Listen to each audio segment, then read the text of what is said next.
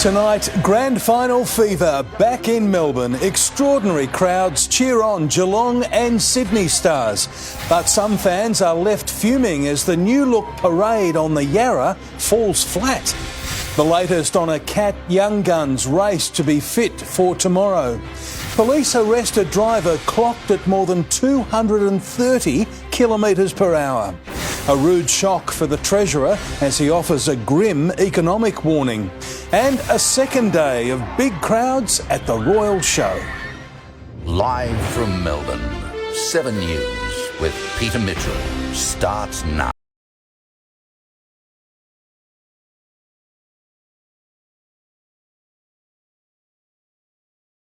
Hundreds of thousands of fans cheered on the Swans and the Cats, but the new look parade on the Yarra left some bitterly disappointed.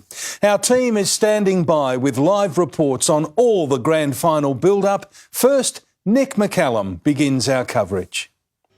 For the past 3 years, this is what we've missed. This is what we really needed, touching even the most experienced campaigner. Anytime you get a moment like this, you make sure you take it in because it's just so special what our game can do for so many. Yeah, go Catters, Geelong, woo! Go Bloods! Absolutely proud and just so awesome for Melbourne. But it did not start well. The most radical change in grand final parade history, dumping the motorcade through the city streets, instead putting the players on boats and barges on the Yarra. It's great to see so many fans out and, be a part of this. That's what it's all about.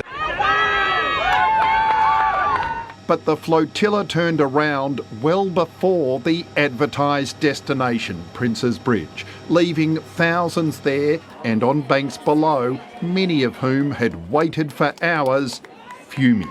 They saw virtually nothing.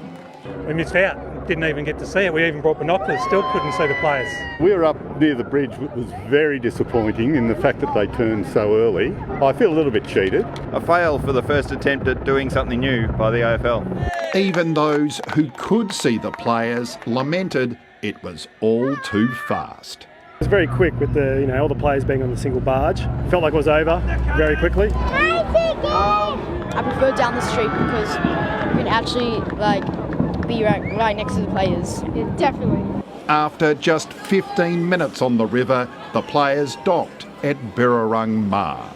And as the players leave the water, there's now a mass exodus, people walking across the bridge to Yarra Park to continue the festivities. It was then back to tradition, with the players in vehicles crossing the footbridge to the MCG, swarmed by crowds now able to get much closer. Oh, it's very special. I've come all the way from Darwin, so it's been a long flight, long day, but we're here.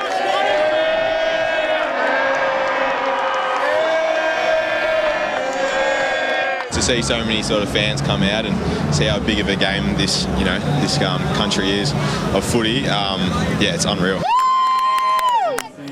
Swannies!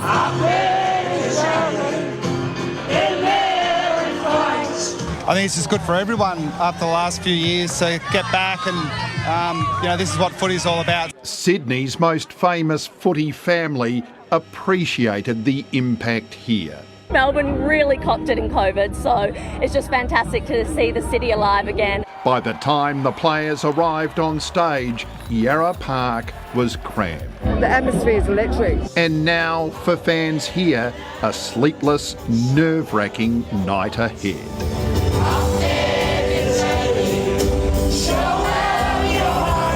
Not too bad at the moment, so... Is he telling the truth? No. He's been very grumpy for the last 2 weeks. The build-up, he doesn't cope well. Ladies and gentlemen, the Skippers with the cup. In just under 24 hours, only one of these captains will hold this coveted cup aloft. Nick McCallum, 7 News. And Rebecca Madden is inside the MCG tonight. Beck, the grand final is finally coming home. Mitch, good evening to you. It has been a long time between drinks for the football capital. In fact, the last time we saw the Premiership Cup hoisted here was way back on September 28, 2019. Since then, Melbourne has endured the world's longest lockdown. We have seen our teams relocate not once, but twice. But this weekend, the great footy drought comes to an end and the biggest day on the AFL calendar is back where it belongs. Estelle Griefink is with the dedicated MCC members already queuing outside the ground. Estelle, good evening. They're in for a long night. Good evening, Beck. They certainly are, but the fans here tell me they've actually missed this tradition, queuing up for a seat in the house. Now, I'm here with Sam, who's officially at the front of the queue. Sam, how long have you been waiting for? A couple of days now, yeah. And what keeps you coming back? AFL is the greatest game, and tomorrow's the biggest event in AFL. Have you got a favourite seat that you're looking for? Anywhere that I can see all the decisions in real time. Well, best of luck, Sam. And Beck, tomorrow we know that there'll be plenty more people here, and these people are just some of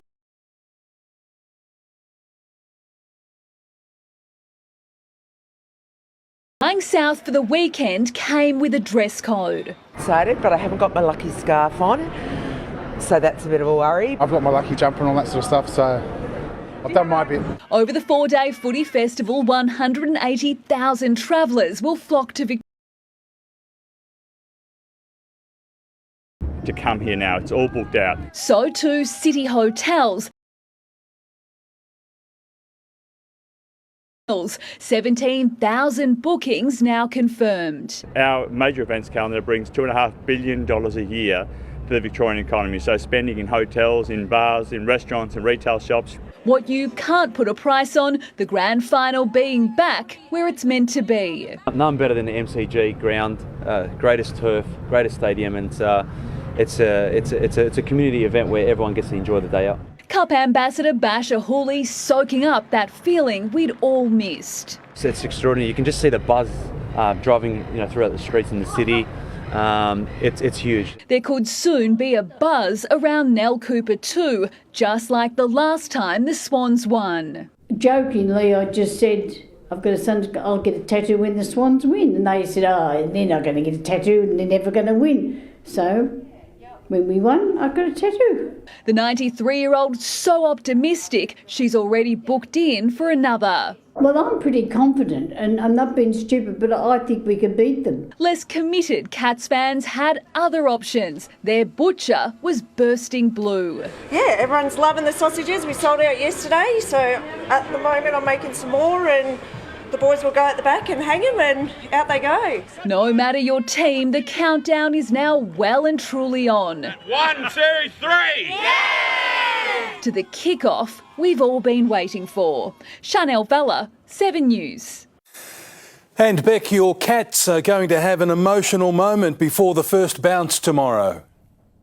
Yeah, indeed, that's right, Mitch. Gary Ablett Jr.'s son Levi is going to come onto the field with the Geelong Cats tomorrow. We know the 3-year-old suffers from a very rare disease. Gary and wife Jordan have been very open about their little fighter and his health struggles. So tomorrow, Joel Selwood will run through the banner with little Levi. When Gary went out of the game, it was pretty hard. We were up north and our fans probably haven't got to thank him and the family enough. So we thought it was just a little kind gesture that we could send their way. Now, Mitch, that is going to be one beautiful gesture from my beloved Cats. I'm sure little Levi will get a huge cheer. I'm at the MCG. I think it's appropriate. I've been holding it in all day. Go Cats! Let it all out, Beck. There you go. Injured Geelong star Max Holmes didn't train with his teammates at the MCG today. Mitch Cleary is at the Cats team hotel, and Mitch, he did put his hamstring to the test in a private session this morning. Well, Peter, it was before 9 a.m. at the Cats GMHBA Stadium headquarters. Holmes was then driven up the highway separately to Melbourne for the parade. He was then an onlooker as the teammates went through their last-minute preparations on the MCG. Holmes very much still in doubt for tomorrow. The Cats keeping their cards close to their chest. Hey Max, we just asked how the fitness test went this morning. Yeah, went good. Feeling good, so yeah. We'll see where we go from now. Ready to play? It's up to the coaches, so yeah. Have you been given the green light? Not sure. Around 2/3 of the Cats players are staying here in Melbourne tonight, a different build-up, opting not to travel up the highway on the day of the game tomorrow. Peter? Mitch Cleary at Albert Park, thank you. And there's breaking news tonight on the Hawthorn racism scandal. Chief football reporter Tom Brown has the exclusive details. And Tom, the independent investigation has been delayed. Mitch, the AFL tonight trying its best to put in place this 4-person expert independent panel, but even that's legally very complex. Today the AFL did make progress, appointing Peter Gordon as their legal eagle in this complex matter. But I'm told tonight the alleged victims are consulting their own separate QC on their strategy. For example, what are the rules if they agree to participate of the AFL's investigation? For example, can they speak and cross-examine Chris Fagan and Alistair Clarkson? I spoke with Gil McLachlan this afternoon. Gil McLachlan's meant to be celebrating his last grand final at the helm, but instead he's caught in the eye of a racism storm. The AFL boss spent the morning appointing lawyers and trying to finalise the expert panel. I was hoping to get it done today. That's not going to happen, and we're optimistic it'll be early next week. Already delayed, McLachlan concedes the investigation will be lengthy. I don't know how long it'll be, Tom, but I know that it'll be at least a couple of months, I'm sure of it. The implications are far-reaching. Brisbane and North face pre-season without a coach. The reputations of two of football's biggest names hanging on the investigation. There's also the important rights of the alleged victims. And the AFL boss flagged he could now stay beyond December to see the process through. That's a discussion for with the Commission. What I did acknowledge was it's a challenging thing to leave open like this. Alistair Clarkson and Chris Fagan are denying any wrongdoing. 7 News has been told a development coach gave supporting evidence to some claims in Hawthorn's report. The report's author, the club and the development coach, all unable to comment. Tom Brown, 7 News. The Federal Treasurer has delivered a stark warning saying the global economic situation will only get worse. With the US on the brink of another recession, Jim Chalmers insists he'll do what he can to keep our economy from tanking. Treasurer Jim Chalmers arrives home in Brisbane to a rude shock. Bailed up by an angry voter, the Treasurer, more polite but equally frank, warning the global economic outlook is one of rampant inflation and brutal rate rises. There are real fears for the American and British economies, the European economy, and China is flatlining as well. Wall Street tanking overnight, driving the Australian Stock Exchange down almost 2%, with fears recession in the US and UK could batter our economy. We are in better nick than many countries around the world, but we won't be spared a global downturn. And in my judgment, we won't have a recession here unless Labor really stuffs it up. And that's my concern. I think we can avoid a recession, but obviously the risk has gone up. Mr Chalmers says next month's budget, his first, will seek to reduce that risk, reining in spending in some areas and restoring funding in others like the NDIS and aged care, while making multinationals pay their fair share of tax. This will be a solid, workmanlike budget. One way to boost the economy, convince China to drop its bans on Australian goods, something Foreign Minister Penny Wong tried to do in New York early today in her second meeting with a Chinese counterpart. It's in both our countries' interest and the region for our relationship to be stabilised. The meeting, brief, but Senator Wong says constructive. I think it is a long road in which many steps will have to be taken by both parties to a more stable relationship. A road that is currently rocky. Mark Riley, 7 News. A driver has been caught speeding at 233 kilometres per hour on the Princess Freeway in Melbourne's west. Police watched him from the sky before swooping to make an arrest in a dead-end street. This is the end of a high-speed getaway. What's left of the Utes' rims scraping along a Point Cook street as the driver attempts to hide from police. But within 60 seconds, officers arrive.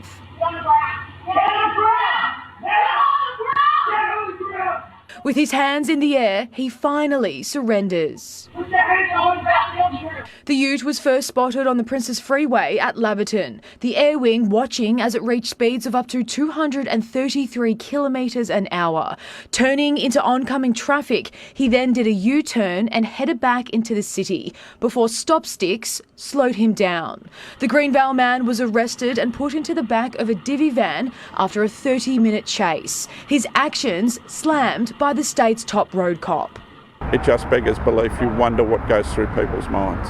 Police told families to stay inside while the arrest was unfolding. The 23-year-old driver had his licence immediately suspended and has been charged with offences including endangering life. I was so nervous and I was just a bit scared and shaky because I didn't know what was happening.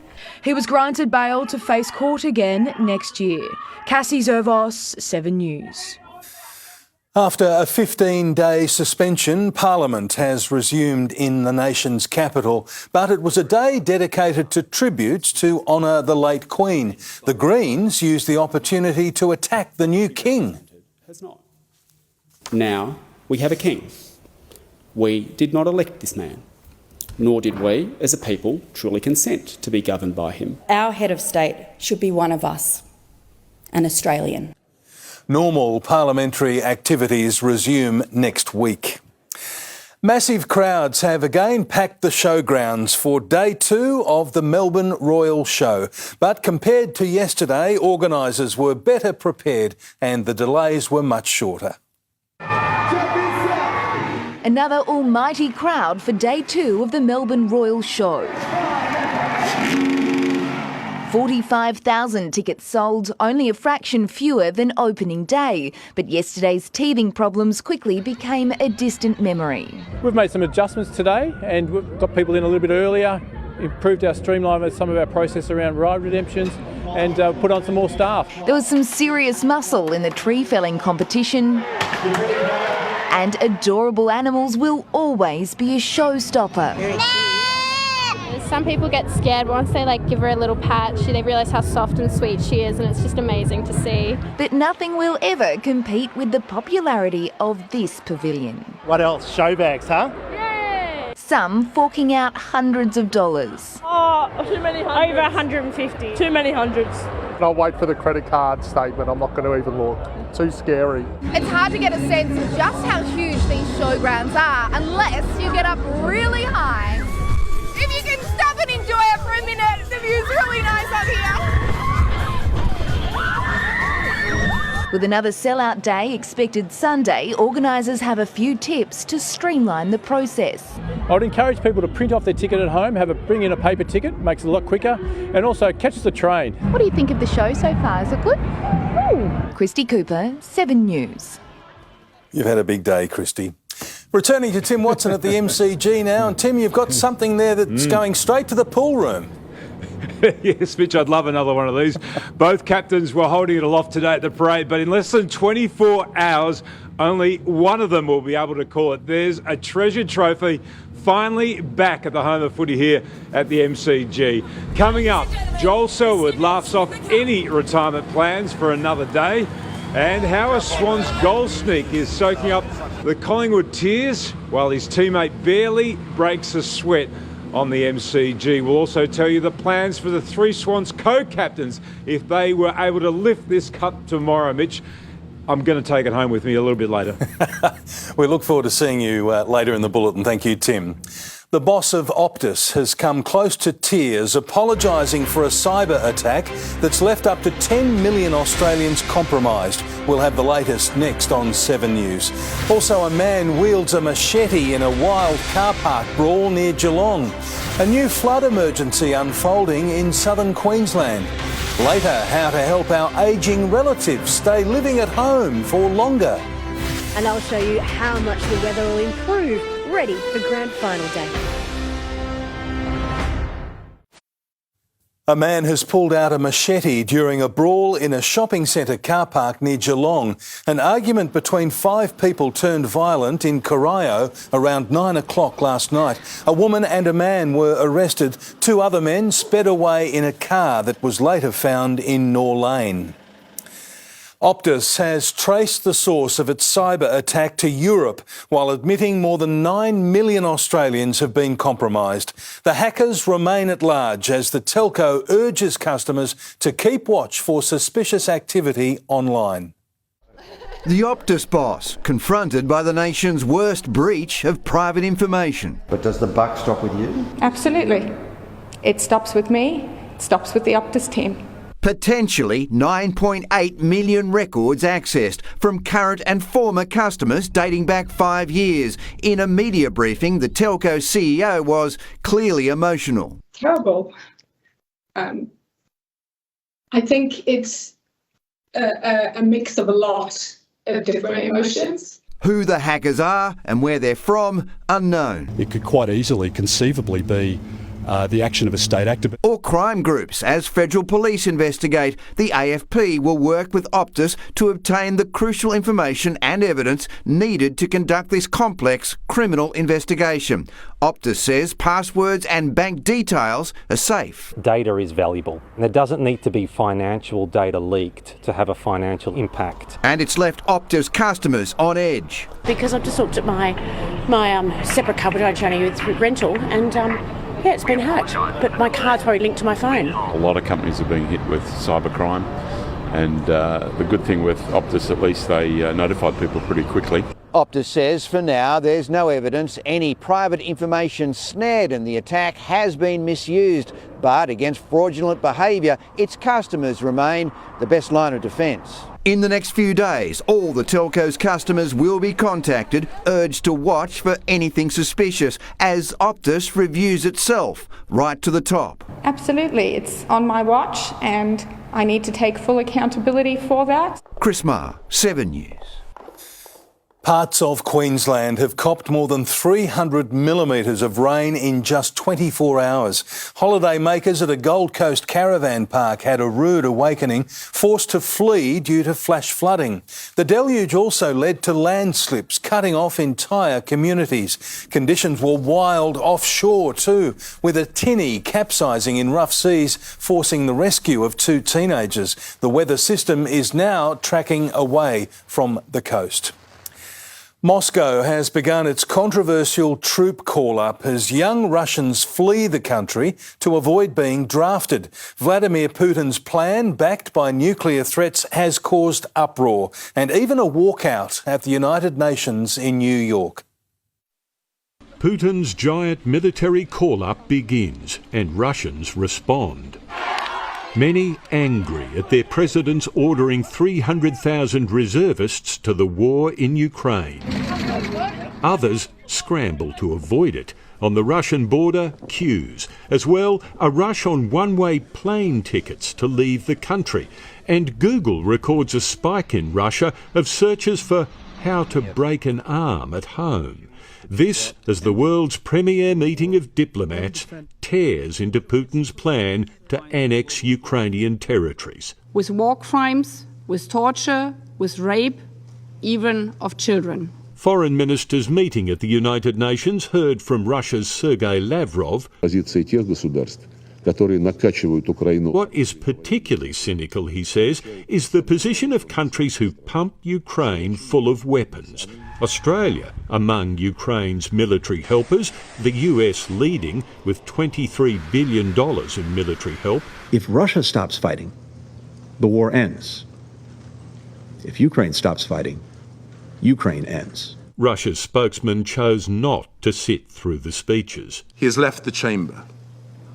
I'm not surprised. I don't think Mr. Lavrov wants to hear the collective condemnation. Tomorrow, as the UN meeting here wraps up, Australia's Foreign Minister Penny Wong will address the General Assembly. In New York, Tim Lester, 7 News. Back home now, and COVID case numbers have fallen by 15% in the past week in Victoria. There were just over 10,000 cases in the last 7 days, an average of around 1,500 a day. There are currently 8,500 Victorians with COVID. That's down from a peak of 71,000 in July. Masks are no longer mandatory on public transport or in taxis and rideshare services. City cafes and restaurants are furious over plans to charge them for outdoor dining. The impact on customers is ahead on 7 News. Also coming up, an update on the race to save whales in Tasmania. Donald Trump's sensational new claims about top-secret documents, and a grateful William and Kate make a surprise appearance at Windsor Castle.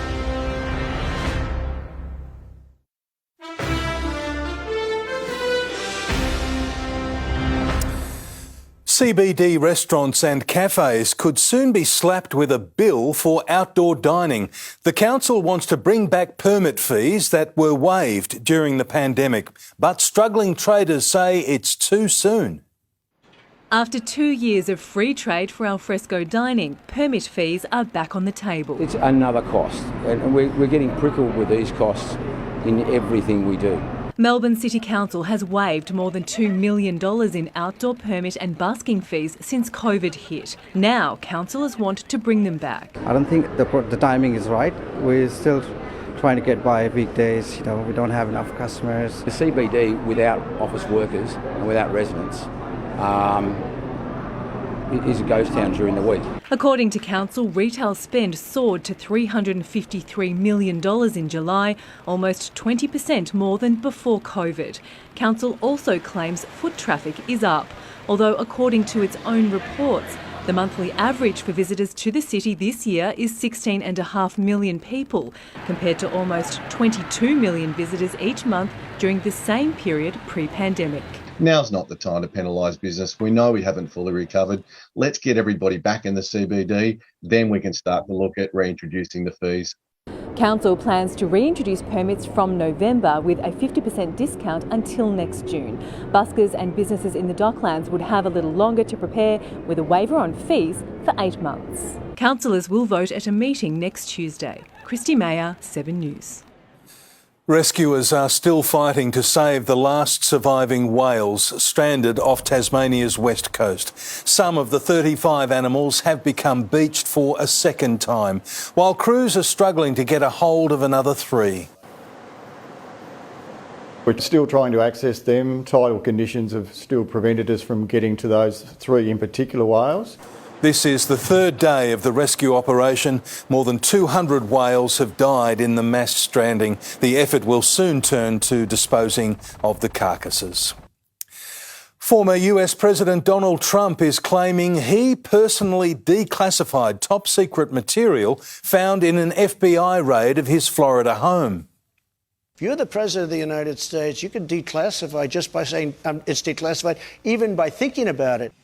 Mr. Trump also claims the FBI planted evidence during the raid. And the lure of seeing Australia's cricketers has caused a small stampede in India. These were the scenes in Hyderabad as fans rushed to snap up tickets for the upcoming one-day international. Despite the chaos, police say there were only minor injuries.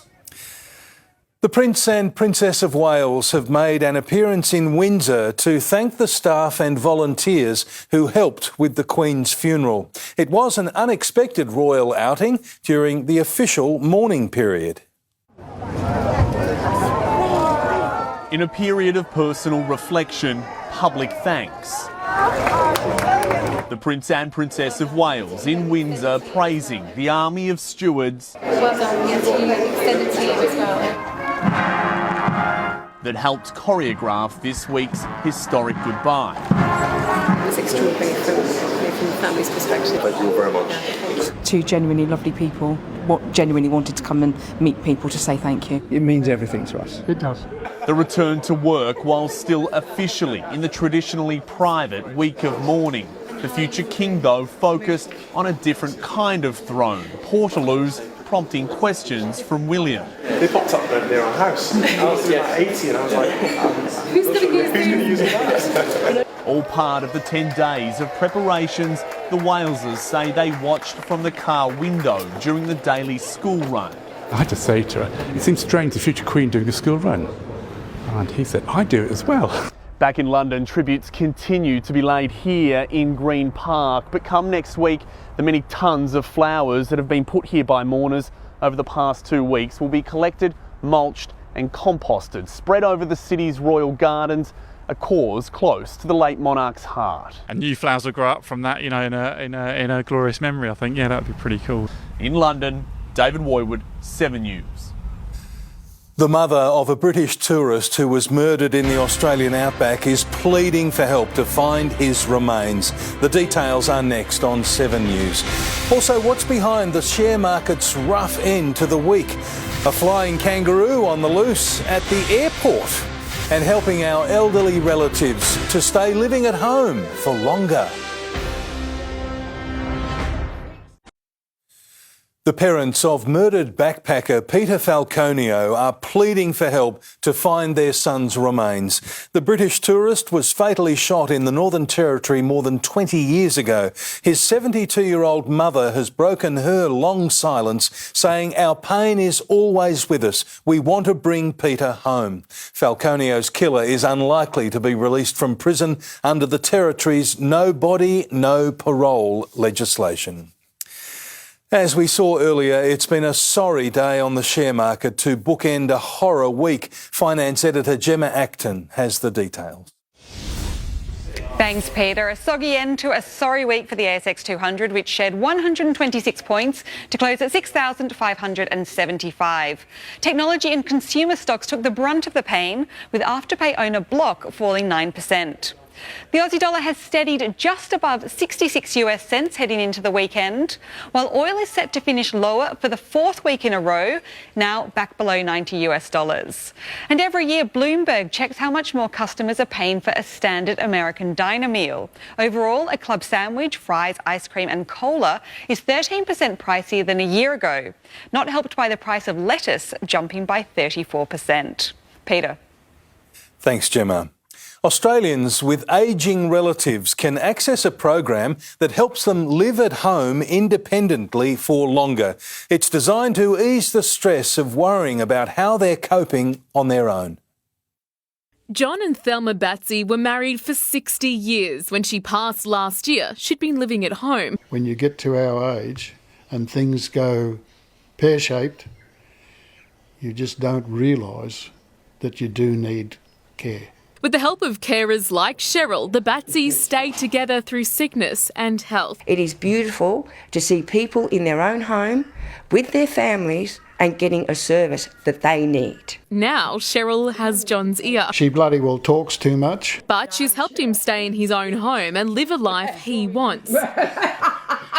For thousands of older Australians, home care is the perfect alternative to aged care. People can receive funding from the government ranging between $9,000 all the way up to $53,000 a year. By June 2023, more than 270,000 home care packages will be available. Level 1 is for basic support like gardening, washing or help around the home.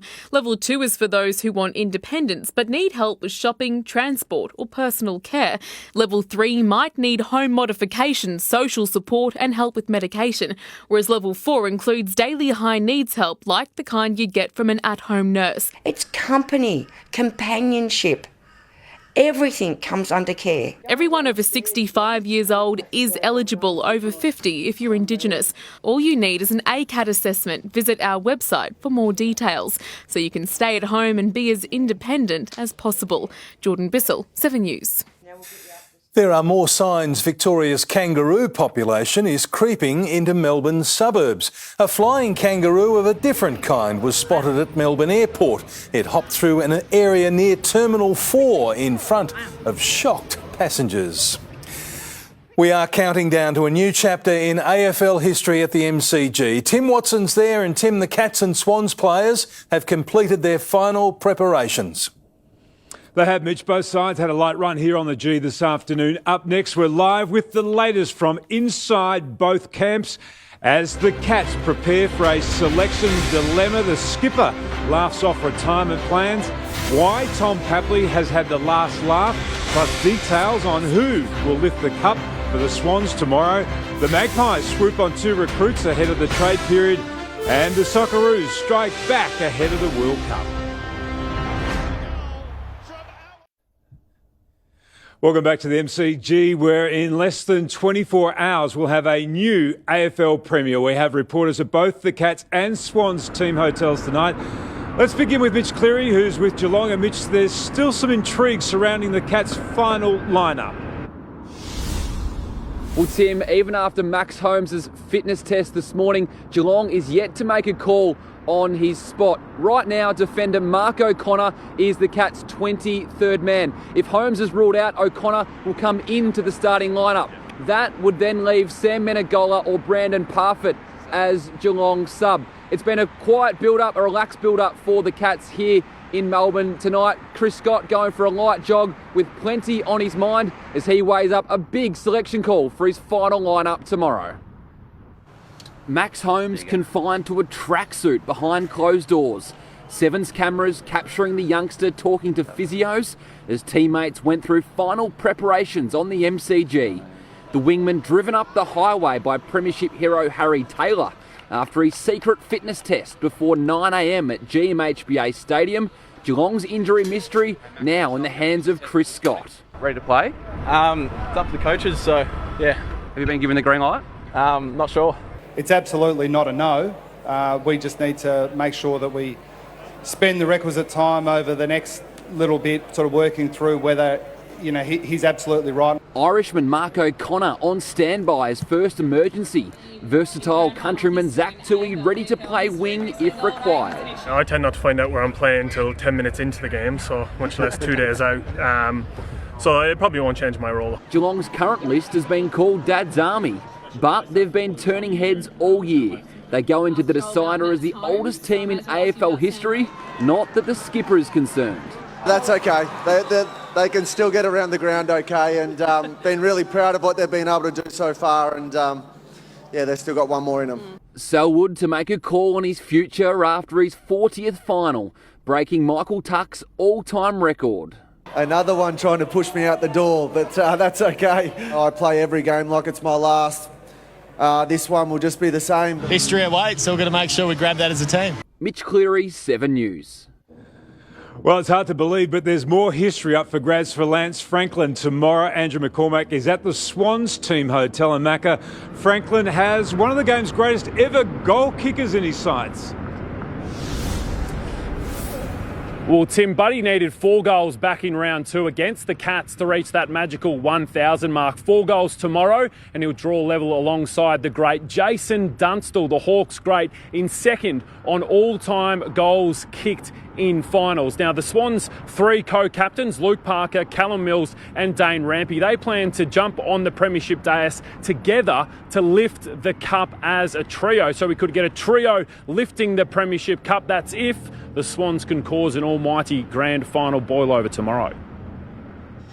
One final stroll before game day. A third flag would elevate Lance Franklin's legacy into even rarer air. It'd be really nice to win the premiership, but there's a lot of hard work to happen. Obviously, Geelong have won nearly 16 in a row. Grand final number 6, Buddy has been here all before, but the Swans' younger stars will need to fire to deliver an upset. That's the great thing about youth, isn't it? You sort of you just go into it and you lap it up and enjoy it and live in the moment. The excitement that those younger blokes bring to our team has been critical. These young boys are pretty confident, so I think they're going to be all right. Some light kicking during the Swans' brief MCG session. Further proof Sam Reid has overcome his groin injury. Got through training, did everything we needed to, so ready to go, excited. John Longmire's brutal selection call to drop Logan McDonald, tough for any coach. It's not an easy thing to do. He's a terrific young player with a great future ahead of him. We've got a few options that we've got in the team tomorrow to be able to use at different times during the course of the game. Tom Papley very nearly became a Blue in the 2019 trade period. Funny how things change, isn't it? And things happen for a reason. Whatever happens tomorrow, the Swans' Energizer Bunny is sure to be in the thick of it. It just comes naturally, and instincts and adrenaline takes over, but there'll be a fair bit of adrenaline tomorrow and the crowd will be up, so I look forward to it.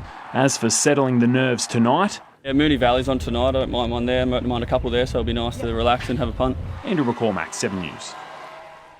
The Magpies are still making noises in September. Chief football reporter Tom Brown has details on 2 big trade moves today. And Tom, you've spoken to a leading player agent. Tim Lyon, Daniel McStay has officially nominated Collingwood as his nominated club of choice. Separately, I spoke with agent Colin Young this afternoon, who manages Bobby Hill, and Colin indicated the deal for Hill to get to Collingwood is all but done. That will be done early in the trade period. Separately, Colin manages Griffin Logue, who's trying to get to North, and I asked them whether they're concerned about Alistair Clarkson's situation, particularly in the pre-season. I'd love to be a Collingwood supporter now, and Bobby Hill has that X-factor excitement flying around with Ginny. So I think that'd be really good, and I don't think having discussions with Collingwood and Andrew, and GWS, I'd imagine that deal would get done fairly quickly. At this stage, we're still in communication with North Melbourne, and I spoke to Griffin yesterday, and it's still all good to go with North. So at the moment, it's pretty good. And Tim Bradstocke was at the official AFL Grand Final lunch day. I did ask him about interest from Essendon, a firm no comment, but I do expect early next week, once the siren goes, in particular tomorrow post-Grand Final, the AFL football boss, I believe, will speak to Essendon about that role, the vacant senior coaching role, early next week. If he gets involved, he's a massive chance to become the senior Essendon coach. It's up to him about getting involved. Brad Scott, Tim. Thanks, Tom. Collingwood has moved into second spot on the AFLW ladder with an 11-point win over the Bombers. Chloe Malloy produced a piece of magic, bursting through the pack to kick one of the goals of the season so far. Elsewhere, the Kangaroos beat the Western Bulldogs by 15 points. The Socceroos have beaten New Zealand 1-0 in a friendly 2 months out from the World Cup. Oh, wonderful goal from our Mobile. It's his first in nearly a year in Australian colours. And the United States lead the Internationals 4-1 after the opening day of the President's Cup at Quail Hollow. Adam Scott's 10th Cup started with a 6-5 defeat. And so the stage is set now for the Grand Finals return to Melbourne. 7 Sports coverage begins at 9 a.m, straight after a special edition of Sunrise. The team will be live at the MCG all day as we count down to the first ever Grand Final between Geelong and Sydney. Mitch, we cannot wait for that. We can't indeed. Tim, who are you tipping in the big one? Always love a great contest, Mitch. I think we're going to get that here at the G tomorrow, but I think Geelong's form is just too good and they might just clip the Swans tomorrow. As always, we just hope it's a close game. Thank you very much indeed, Tim Watson at the MCG. Jane Bunn is next with your Grand Final forecast live from the G2. And Jane, will the weather clear in time? Mitch, here at the MCG, yes it should. Tomorrow looks much nicer than today. I'll have the full details next.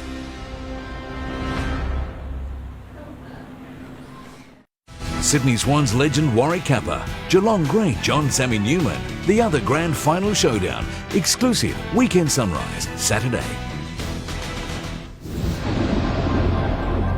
Hello again. It turned dreary in Melbourne this afternoon, but it won't last. Tomorrow looks much nicer at the MCG. It briefly reached 18 late this morning and the weather held for the Grand Final parade. Then rain arrived and the temperature plummeted to just 12 mid-afternoon, making the city look murky under low grey cloud. You couldn't even see the skyscrapers. The rain arrived in Geelong first with 3 millimetres. In most suburbs it was colder this afternoon than at any point last night. Now we're not quite done. There is still a cold front crossing through tonight. So the wet weather does continue at times this evening, and it's certainly not warm. A trough is running through central Victoria with humid air, creating areas of rain and storms to its east. There's also a cold front that is pushing showers across the southwest, Wimmera and Mallee. That arrives in Melbourne tonight, and the air with it is chilly. The trough is connected to a low, bringing flooding rain up north. Then the cold front slides through, but that big low has one more punch with a trough over eastern Victoria tomorrow. After that, a large and calming high is on its way in. So there is cold showers overnight with that front. Not great for those camped outside, but it clears here by dawn for a dry Grand Final day at the G. A cool breeze, but we should actually see lots of sunshine. However, if you're in outer southeast suburbs or near the ranges, there are still showers passing through. They're not here. Around the nation tomorrow, Brisbane warmth and sunshine. Sydney wet showers and the risk of storms. Adelaide set for mild sunshine. Perth has a burst of showers in the morning. To Victoria, the west and much of the north are dry, but it's not in Gippsland, the eastern ranges and the far northeast around Wodonga. Expect showers passing through, the risk of thunderstorms thanks to that last punch from the trough. The air's chilly though, there is a chance of alpine snow. Closer in, if you're near the ranges or in southeast suburbs, southeast of about Moorabbin, then there are still showers passing through in the morning and afternoon, but all the rest have nothing to worry about. It is all dry. That includes the city and the G. After dawn, dry all day tomorrow, lots of sunshine. The breeze is cold though, it's a top of 15. On the 8-day outlook, Sunday lovely after a frosty start, mostly sunny rising to 19. Then next week, Monday, Tuesday, Wednesday, they are looking quite wet. There's a potential for up to 50 millimetres across those 3 days, and it should be quite wet for much of the time as a low rolls through. But then Thursday and Friday, longer dry breaks and should be dry by Saturday. So dry all day in the city tomorrow with lots of sunshine. We do have a cold breeze with a top of 15. So the wet weather, that's in outer suburbs, not here. Should be great conditions for a ripping game of footy. Mitch, I'm going with the Cats. Good on you, Jane. Thank you very much indeed. That sounds terrific. And that's the way it is this Grand Final Eve, Friday, the 23rd of September. Thanks for your company. For now, from the 7 News team, good night.